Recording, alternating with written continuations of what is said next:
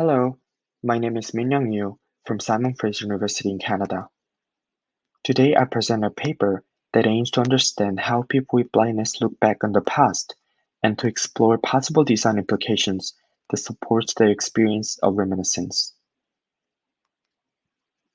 A growing trend of increasing digital possessions and personal data have allowed great possibilities of using them as meaningful resources to re-experience the past.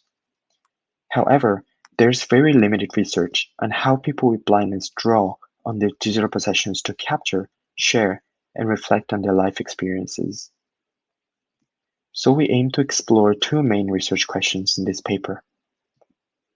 What are the practices and experiences of reminiscence in the past life for people with blindness?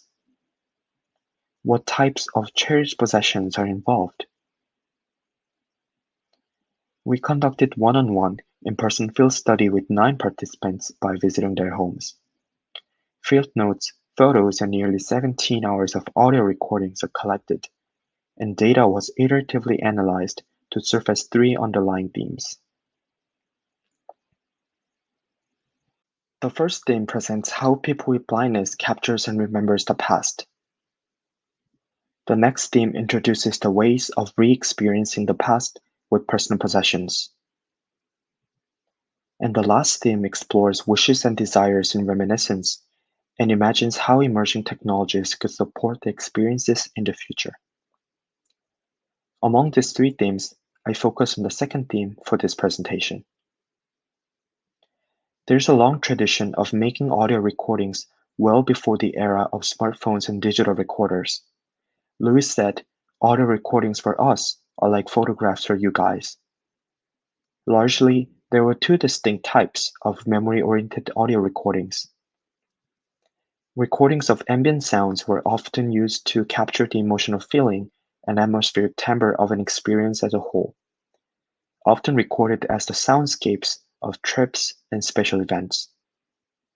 On the other hand, focused sounds were captured to commemorate close social relationships, such as recordings of intimate conversations and guide dog snoring. However, tensions when sharing memories often resulted in frustration and anxiety.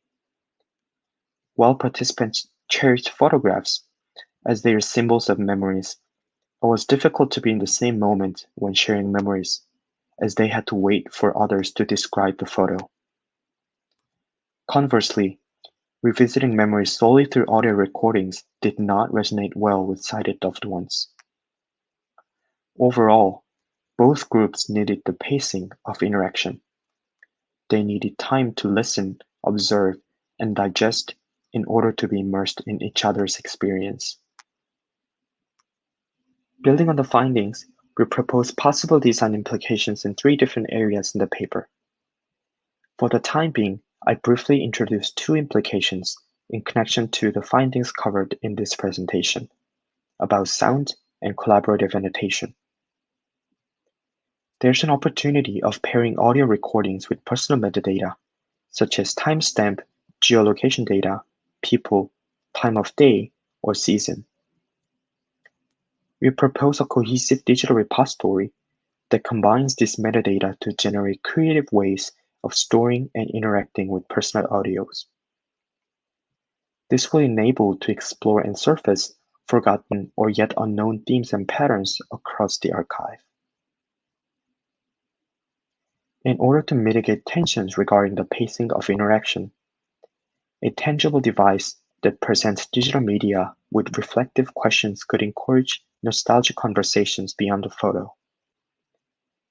This allows an appropriate pacing for the people with blindness and their loved ones, as it supports recalling and sharing memories through dialogues and verbal descriptions. We acknowledge that it is important to respect reciprocity. We'll work closely with participants as if they are collaborators and co-designers throughout the research process. Next, we plan to engage with participants in co-design activities to discuss what kinds of possible future practices are desirable or undesirable. Thank you all for listening, and I'm happy to answer any questions that you may have.